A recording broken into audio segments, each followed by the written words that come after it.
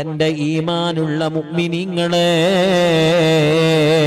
നമ്മുടെ വീടകങ്ങളിൽ എത്ര മൂല്യമുള്ള മാർബിളാ നമ്മൾ വെച്ചിട്ടുള്ളത്, എത്ര മൂല്യമുള്ള മാർബണൈറ്റാ നമ്മൾ വിരിച്ചിട്ടുള്ളത്. സുബ്ഹാനല്ലാഹ്, നമ്മുടെ വീടകങ്ങളെ ബാത്റൂമുകളിൽ പോലും വലിയ മൂല്യമുള്ള ടൈലുകളല്ലേ നമ്മൾ വിരിച്ചിട്ടുള്ളത്. ചോദിക്കട്ടെ,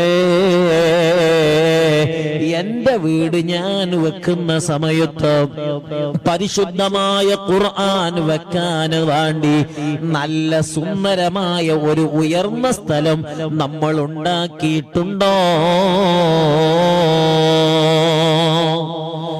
എന്റെ വീടകങ്ങളിൽ എന്റെ ഖുർആൻ വെക്കാനെന്നു മാത്രം കരുതിക്കൊണ്ട് നല്ല ഒരു ഷെൽഫ് നമ്മൾ വെച്ചിട്ടുണ്ടോ?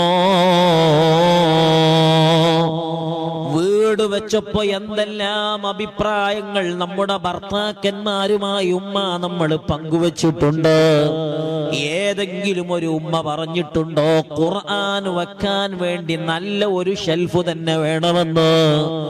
അതുകൊണ്ട് എന്റെ ഈമാനുള്ള മുഅ്മിനീങ്ങളെ, നമ്മൾ നല്ല മൂല്യമുള്ള ഉപകരണങ്ങൾ ഉപയോഗിച്ച് വീടുണ്ടാക്കുമ്പോ ആ വീടിന്റെ സിറ്റ് ഡൈനിങ് ഹാളിൽ തന്നെ കാണാൻ പറ്റുന്ന പരുവത്തിൽ നല്ല വിശാലമായ രൂപത്തിൽ നല്ല ഭംഗിയുള്ള എത്ര മൂല്യം കൊടുത്തുകൊണ്ട് ഉപയുണ്ടാക്കാൻ കഴിയുന്നുവോ അത്രയും വൃത്തിയും പരിഭാവനവുമായ രീതിയിൽ നല്ല ഒരു ഷെൽഫ് ഉണ്ടാക്കണം.